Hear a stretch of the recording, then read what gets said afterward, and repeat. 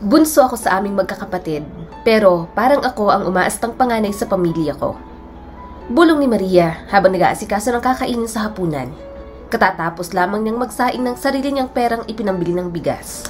Ang poproblemahin na lamang nila ay ang pang-ulam.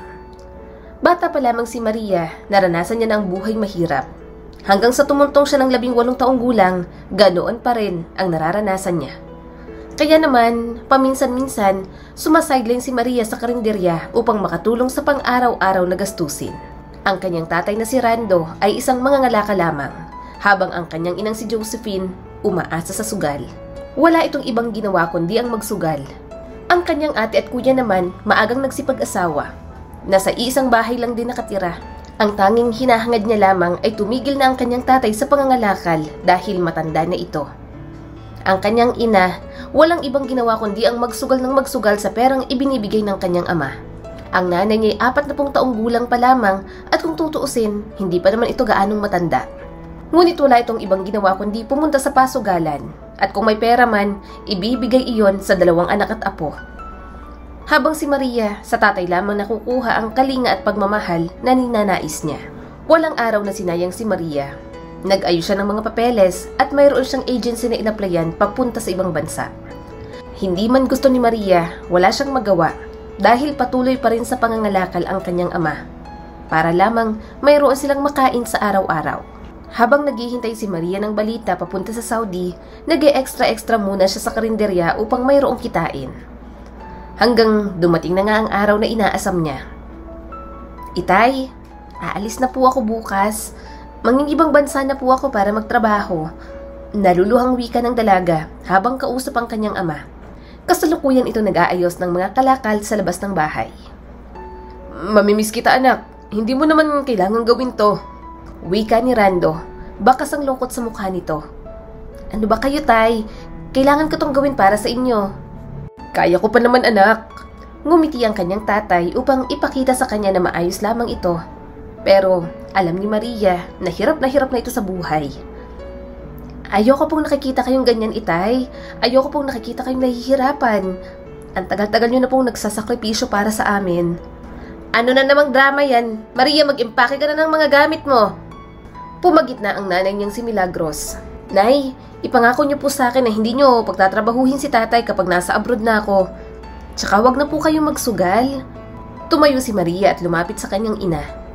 Magpapadala po ako buwan-buwan. Ipa-check up niyo rin po si tatay. Ano? Gagawin mo pa akong katulong?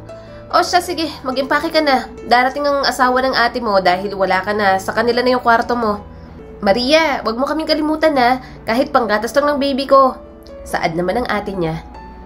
Mahal ni Maria ang kanyang pamilya at gusto niyang bigyan ito ng magandang buhay. Isa sa mga pangarap niya ay magkaroon ng magandang bahay ang kanyang mga magulang. Nang sumunod na araw, mag-isang tinungo ni Maria ang airport. Ayaw niya nang isama ang pamilya doon dahil siguradong iiyak lamang ang mga ito.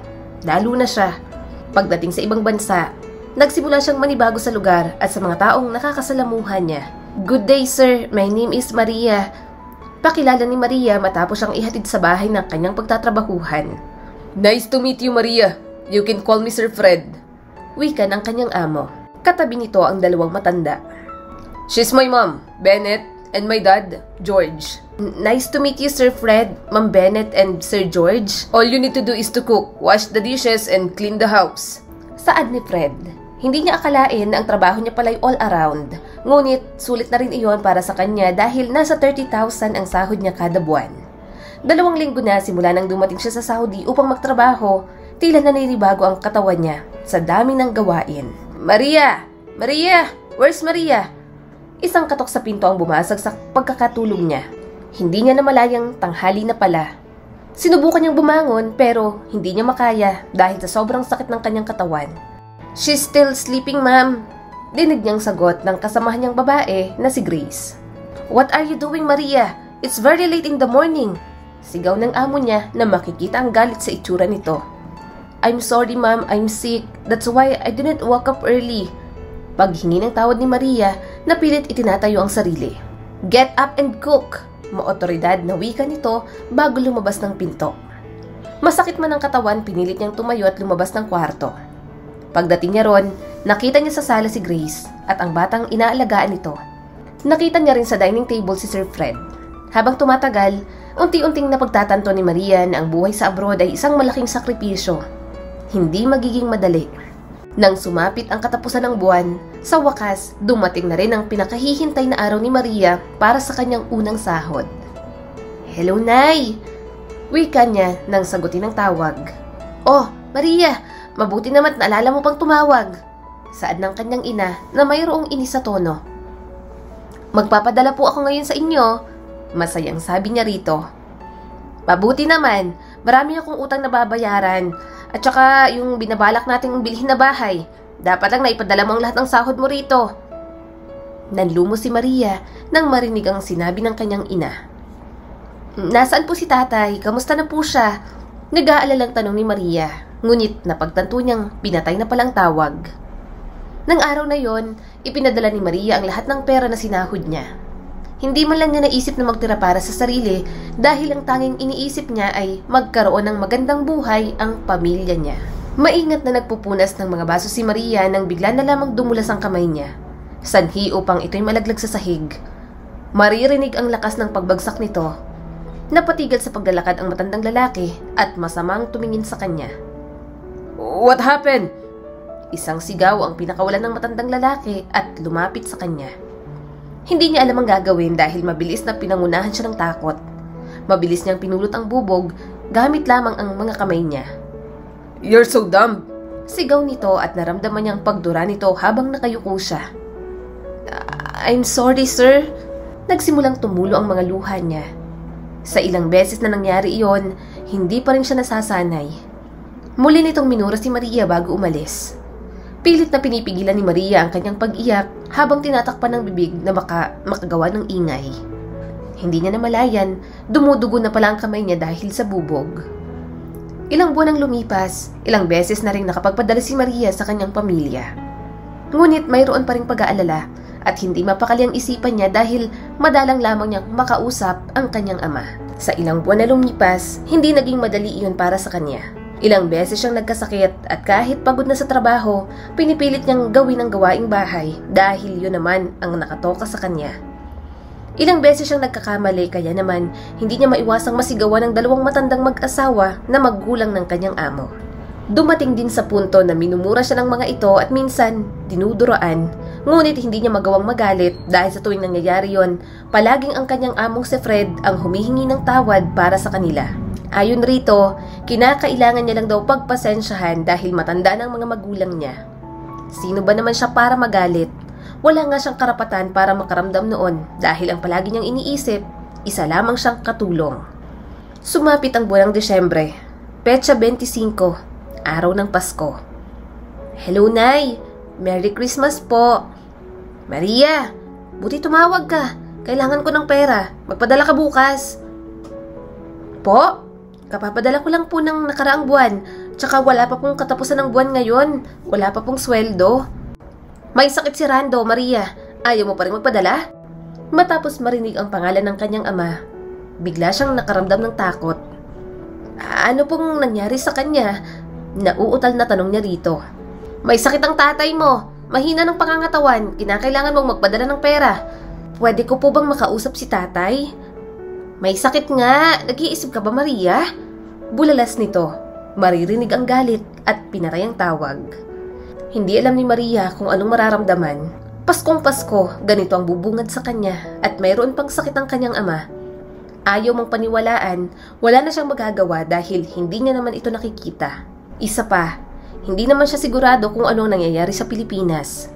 Kaya ang ginagawa niya, kaunti lamang ang ipinapadala niya sa kanila.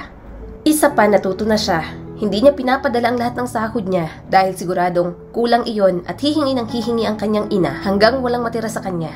Hindi niya rin sigurado kung nagsusugal pa ba ito. Kahit papaano, mayroon na siyang ipon. Binabawas niya sa sahod bago magpadala sa kanila. Natulog si Maria na mayroong bigat na dinaramdam sa dibdib. Kung makikita ang kalagayan niya ngayon, payat na siya at mukha ng maraming anak dahil losyang ang itsura. Wala rin naman siyang oras para asikasuhin ang sarili dahil itutulog niya na lang iyon. Hindi rin talaga madali ang maging isang OFW. Siyempre, sila lang din naman ang nakakaalam at nakakaranas ng hirap. Ayaw na nang ipaalam pa iyon sa pamilyang nasa Pilipinas. Nang mga sumunod na buwan, sunod-sunod na tumatawag ang kanyang ina para humingi ng pera. "Hello, Maria! Maria!" Nailayo niya ang telepono dahil sa lakas ng sigaw nito. "Maria, kailangan ko ng pera, mga 50,000. Desperadong sigaw nito sa kanya. Nagulat si Maria sa narinig. 50,000? Ang laki-laki po niyan, Mama. Saan naman ako kukuha ng ganong pera? Tsaka, kapapadala ko lang po sa inyo nung nakaraang linggo. Aba, nagtatanong ka pa. Hindi nga kasya yun sa amin eh. Kulang na kulang. At tsaka, kailangan hulugan yung bahay na binili natin, ano? Tsaka, nagkasakit pa yung tatay mo." "Ano pong nangyari kay tatay, Nay? Pwede ko ba siyang makausap?" "Oh, heto, kausapin mo." "Hello anak, kumusta ka na?" Napaiyak si Maria nang marinig ang boses ng kanyang ama. "Tay, okay lang po ako dito. Kumusta po kayo dyan?" Nag-aalalang tanong ni Maria sa tatay habang pinupunasan ng mga luha. "Maayos naman ako anak. Ikaw, kumusta ka dyan? Kumakain ka ba ng maayos?" Hindi pa man ito tapos magsalita, kinuha na ng kanyang inang cellphone. "Kailangan mong magpadala ng pera, Maria. Ihintayin ko." Mabilis na pinatay nito ang tawag. "Maawa ka naman sa anak mo, Josephine." Nahihirapang wika ni Rando, ang tatay ni Maria. "Nababaon na ako sa utang, Rando. Anong gagawin ko? Paano kung pumunta ang mga pulis dito?" "Puro ka sugal, Josephine. Walang araw na hindi ka nagsugal. At saka, nagawa mo pa talagang magsinungaling sa anak natin." Kalmadong sabi ni Rando sa asawa, ngunit hindi man lang ito nakaramdam ng konsensya. Huwag kang mag-alala. Pag nanalo ako ng malaking pera, hindi na ako hihingi sa anak mo." Saad nito bago umalis. Hindi man 50,000 ang ipinadala ni Maria. Napangisip pa rin ng ina nito. Dumiretso agad ito sa pasugalan. Masayang humawak ng baraha si Josephine sa pustang libo-libo. "Wow! Big time na naman si Josephine. Mukhang kapapadala lang ng anak mo galing sa abroad ah." Saad ng kalaro nito sa pagsusugal. Alam ba ng anak mong ipinagsusugal mong perang ipinapadala niya?" Komento naman ng isa. "Ay, tigil-tigilan niyo ako. Wala kayong pakialam." Sagot naman ito na hindi pa rin inaalis ang tingin sa mga baraha. Hindi nito naisip kung gaano kalaki ang sakripisyo ng anak para sa kanila at nakuha pa nitong ipangsugal ang perang pinaghirapan ni Maria. Mabilis na lumipas ang mga araw, buwan at taon. Tuloy-tuloy lamang ang pagsasakripisyo ni Maria sa ibang bansa. Hindi naging madali iyon, hindi nawawala ang problema, hindi nawawala ang homesickness. 3 buwan na rin simula nang mawala ang komunikasyon niya sa pamilya. Nagising na lamang siya isang araw na wala nang tumatawag sa kanya. Wala nang humihingi ng pera. Doon, nagsimula siyang mag-alala. Lalo na dahil mayroon siyang natanggap na mensahe mula sa kapitbahay na si Den. "Maria, bumalik ka na rito sa Pilipinas. Ayokong sabihin sa iyo ang totoo. Gusto kong ikaw mismo ang makasaksi. Kinakailangan ka ng tatay mo rito." Mensahe mula kay Den. Nagsimula siyang mag-isip ng masasamang bagay. Hindi niya alam kung ano iyon pero naisip niya ang posibleng mangyari na sana hindi totoo. Natatakot siya. "Are you okay, Maria?" Makikita ang pag-aalala sa mukha ni Fred nang makita ang kasambahay na wala sa wisyo. Okay lang po ako, sir." Sagot nito nang mapagtantong kanina pa pala siya nakatulala. "Do you have a problem? You can tell me." Iniisip ni Maria na umuwi na, ngunit hindi pa tapos ang kontrata. "Sir, can I go back to the Philippines?" "Why? What happened?"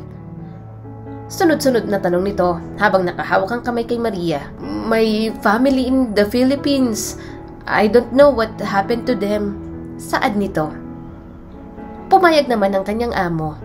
Nag-aayos na ng mga gamit si Maria dahil malapit na ang kanyang alis pabalik ng Pilipinas. Mabuti na lamang at pumayag ang kanyang amo. Sa halos 3 taon na pagtatrabaho sa ibang bansa, hindi alam ni Maria kung worth it ba yon. Mahigpit siyang nakahawak sa maletang dala-dala habang naglalakad papasok sa isang eskinita papunta sa kanilang bahay. Habang papalapit ay mabilis ang tibok ng kanyang puso. Huminto si Maria sa harap ng kanilang bahay. Nakasarado ang pinto habang makalat ang paligid nito. Unti-unti siyang lumapit at binuksan iyon. Bumungad sa kanyang isang nakabibinging katahimikan at walang katao-tao.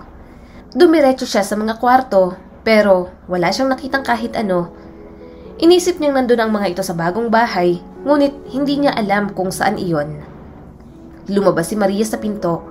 Akmang aalis na sana siya nang mapansin ang isang nakaupong matanda sa hindi kalayuan. Unti-unti siyang lumapit doon nang mapagtanto niyang iyon ang kanyang ama. Napatakip siya sa bibig at hindi makapaniwala sa nakikita ngayon. Tay!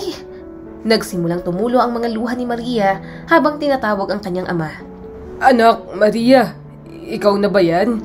Tanong nito habang pinapakiramdaman si Maria gamit ang mga kamay. Tay, ano pong nangyayari sa inyo? Tanong ni Maria nang mapansin na mayroong problema sa kanyang ama.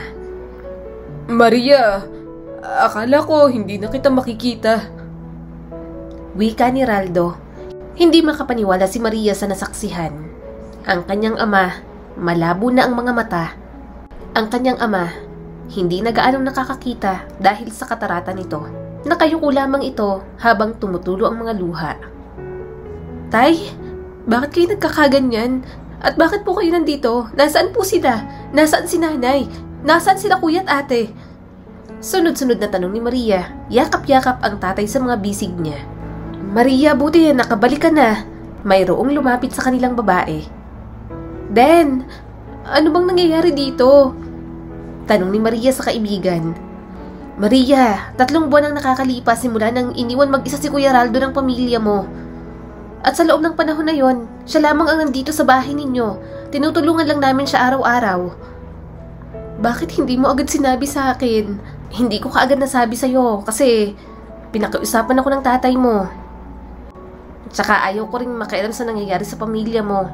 Alam mo naman yung bunganga ng nanay mo. Isang malakas na sigaw ang pinakawalan ni Maria. Wala na siyang pakialam kung maraming nakakakita sa kanya. Sobrang sakit ang kanyang nararamdaman. Parang mababaliw siya sa nalaman at makita ang kalagayan ng kanyang tatay. Bakit? Bakit ganito? Muli niyang sigaw. Nang mahimasmasan si Maria, dinala niya sa ospital ang kanyang ama. Mayroon pa naman siyang natitirang ipon. Dok, kumusta po ang tatay ko? Medyo malaking halaga ang kakailanganin para maoperahan ng tatay mo. Pero pwede naman kayong humingi sa mga charity organizations. Pagkatapos ng operasyon, mas mabuti kung hindi muna magbubuhat ng mabigat ang pasyente dahil maaring maapektuhan ang resulta ng kanyang pagaling. Hindi alam ni Maria kung saan siya kukuha ng malaking pera para sa pagpapaopera ng kanyang tatay. Gayunpaman, umaasa siyang gagaling ito. Bahala na, hihingi siya ng tulong kung saan pwede. Sige po, maraming salamat po, Dok. Ito ang reseta ng gamot niya. Bumalik kayo rito kung gusto niya siyang maoperahan. Ibinigay ng doktor ang papel kay Maria. Lumabas sila ng ospital at dumiretso sa pharmacy upang bumili ng gamot ng kanyang ama. Tay, kamusta pong pakiramdam niyo? Tanong ni Maria habang inaalalayan ito sa paglalakad. Ayos lang ako, anak. Huwag mo akong alalahanin. Tara po, kakain tayo. Pumasok sila sa isang fast food chain. Hanggang sa pagkain, si Maria ang nagsubo sa kanyang ama. Makikita kung gaano niya ito kamahal. Masarap po ba, tatay? Oo, ang sarap, anak.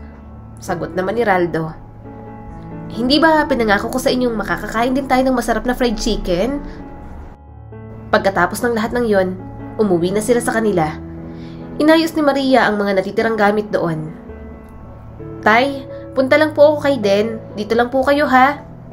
Wika ni Maria. Binuksan niya ang radyo para may libangan ng kanyang ama kahit papaano. Oo, sige anak. Dito lang ako. Naglakad palabas si Maria at dumiretso sa bahay ni Den. Oh, Maria, kumusta ang check-up? Tanong nito. Yun, maayos naman. Siya nga pala, Den. Maraming salamat sa tulong na ibinigay mo. Iniabot ni Maria ang pera kay Den pero ayaw nitong tanggapin iyon. Pero pinilit pa rin ni Maria. Alam niya rin namang naghihikahos ito sa buhay. Pero sa kabila noon, hindi pinabayaan ng kanyang tatay. Maraming salamat, Maria. Ano na nga palang balak mong gawin? Sa ngayon, hindi ko pa alam. Pero may ideya ka ba kung nasa ng bahay ni nanay? Wala eh. Wala akong narinig pero madalas siyang pumupunta dun sa casino. Saang casino? Alam ko malapit dun sa mataas na building yung bagong tayo. Hindi na nagdalawang isip si Maria na puntahan ang lugar na yon. Inihabilin niya muna ang kanyang tatay kay Den. Mabilis naman siyang nakarating. Pagkababa ng jeep, tatawid na sana siya dahil nasa harap niya ng kasino, pero naaninag niya kaagad ang nanay niya na papasakay sa isang kotse. "Nay! Nay!" Tawag niya, subalit nakasakay na ito. Mabilis siyang pumara ng taxi at sumakay. "Manong, sundan niyo po yung pulang kotse na yon," saad ni Maria sa driver. Sige po, miss. Mukhang may hinahabol kayo sabi pa nito. Makalipas ang mahigit 10 minuto, pumasok ang kotse sa isang subdivision at ilang metro lamang mula roon, huminto ang kotse na sinundan ni Maria. Hinintay muna ni Maria ang bumaba ang mga sakay ng kotse at doon nga nakita niya ang kanyang ina, may kasamang lalaki. "Kuya, dito na lang po." Iniabot niya ang bayad at mabilis na lumabas ng taxi. Lumapit siya sa lugar kung saan iyon nakapark at pinagmasdan ang isang second floor na bahay. Kinakabahan siyang makita ang pamilya niya. Hindi niya alam kung ano ang sasabihin. Marami siyang katanungan na tumatakbo sa isip, pero hindi niya alam kung anong uunahin. Bukas ang gate, kaya naman pumasok na siya roon. Paglapit sa pinto ng bahay, nagdadalawang isip si Maria kung kakatok ba o hindi. Nagsimulang manginig ang mga kamay niya, nanlalamig at pinagpapawisan. Kumatok siya at maya-maya lamang, bumukas ang pinto. Bumungad sa kanyang pamangkin na anak ng kuya niya. "Tita Maria?" Pagtawag nito sa kanyang pangalan. Inilibot ni Maria ang paningin.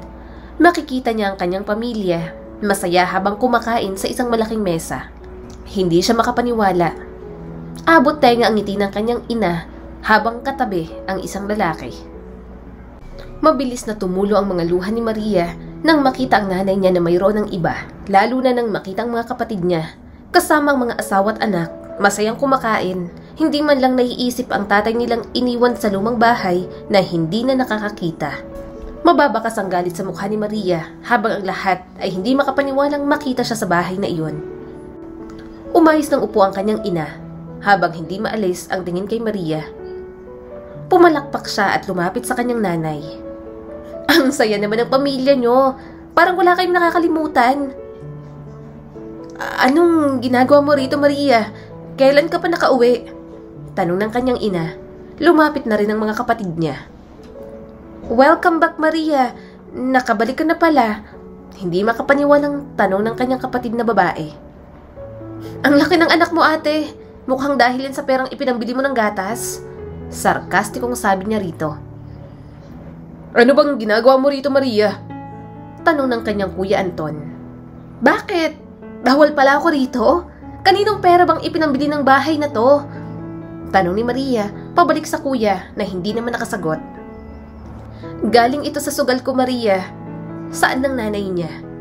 Tumawa si Maria. "Sugal? Kaninong pera bang ipinangsusugal mo, nay?" Hindi rin ito nakasagot. Napatingin si Maria sa lalaki. "Sino siya? Bagong asawa mo ba yan?" "Oo, Maria. Anong problema doon?" "Ikaw ang problema, nay. Bakit ka ba ganyan? Bakit ba kayo ganyan?" Sigaw niya, nag-aralgal ang boses. "Ang saya-saya nyo pero si tatay hindi nyo man lang maalala. Ang sarap ng buhay nyo habang si tatay naghihirap mag-isa ng 3 buwan ng mag-isa. Nagsasakripisyo ko para gumandang buhay natin, para magkaroon tayo ng bahay. Pero bakit kayo lang?" Marahang tumulo ang luha ni Maria. Hindi niya makontrol ang mga yon dahil sa sobrang sakit na nararamdaman. "Kaya nga lumayo ako, di ba? Nag-abroad ako. Nagtrabaho ako para makapagpadala sa inyo. Para hindi magtrabaho si tatay. Ang hiling ko lang naman sa inyo, bigyan niyo si tatay ng atensyon. Pero bakit kayo lang? Bakit kung kailang matanda na si tatay, kung saan hindi na siya gaanong nakakakita, tsaka niyo pa siya iniwan? Nasaan na bang mga konsensya niyo? Bunso ako sa ating magkakapatid, pero nagpakapanganay ako." Nakakabinging katahimikan ang namayani sa loob ng bahay na yon. Nakayuko lamang sila at hindi makatingin ng diretso kay Maria. "Bakit niyo ba ginagawa to? Ano bang nagawa naming mali? Ano pa bang dapat kong gawin? Ang sakit-sakit na." Sinabunutan ni Maria ang sarili at hinampas-hampas ang kanyang dibdib. "Tita Maria, tahan na po. Huwag na po kayong umiyak." Lumapit ang kanyang pamangkin at niyakap siya ng mahigpit. Galit siya sa lahat, pero malambot ang kanyang puso. Isa sa mga inakala ni Maria ay mapapalapit siya sa kanyang ina pag uwi niya galing sa abroad. Inakala niya na magiging proud ito sa kanya. Sa lahat ng sakripisyo na ginawa niya dahil hindi lahat ng tao kayang gawin ang ginawa niya sa edad na 18 taong gulang. 21 na siya ngayon at gusto niyang i-celebrate ang kaarawan kasama ang pamilya. Dahil sa mga nakaraang taon, hindi niya naman naranasan yun. Sabik siya sa pagmamahal at atensyon, ngunit hanggang ngayon, gumagawa pa rin siya ng paraan upang makuha ang atensyon ng kanyang ina. Nang mahimasmasan si Maria, umuwi na rin siya sa bahay. Ayaw niyang iwanan ng kanyang tatay ng mag-isa ng matagal. Ayaw niya nang iparanas muli sa kanyang ama ang pag-iisa na dinanas nito. Gusto niyang samahan si Raldo habang nabubuhay pa ito. Iwanan man sila ng buong mundo, hindi na yun mahalaga basta magkasama silang dalawa. Sa loob ng halos 2 taon, naging masaya ang buhay ni Maria kasama ang tatay kahit dalawa na lang sila sa buhay. Hindi mabibili ang simpleng ngiti at saya sa mga mata ni Maria. Kinalimutan niya ng nakaraan, pinatawad niya ang pamilya niya kahit hindi niya na ito nakakausap at nakikita. Ayaw niyang magkimkim ng puot at galit, lalo na't sariling pamilya niya ito. Alam niyang ang kabaitan ay masusuklian din ng kabutihan. Sa mahigit 1 taon na pagbebenta ni Maria ng street food at mga iba't ibang racket, nakapagpagawa siya ng isang restaurant. Dahil sa kita ni Maria, nagawa niyang paoperahan ng kanyang ama upang makakita ito muli. Sa daming problema na kanyang pinagdaanan, hindi yun dahilan para sumuko at magmukmok lamang. Naniniwala siya na kapag mayroon pang nakikitang liwanag pagsikat ng araw, mayroon pang bagong pag-asa. Nakapagpagawa na rin siya ng bahay para sa kanilang dalawa ng kanyang tatay. Dahil gusto niya na sa muling pagmulat ng mga mata nito, bahay na ang unang makikita niya. Bata pa lang si Maria, lagi niyang sinasabi sa kanyang ama na bibigyan niya ito ng maganda at malaking bahay. "Dok, kumusta po ang tatay ko?" Tanong ni Maria sa doktor.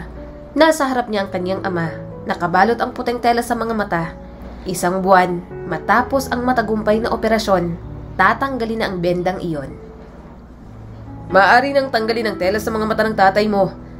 Pwede na siyang makalabas ng ospital ngayon."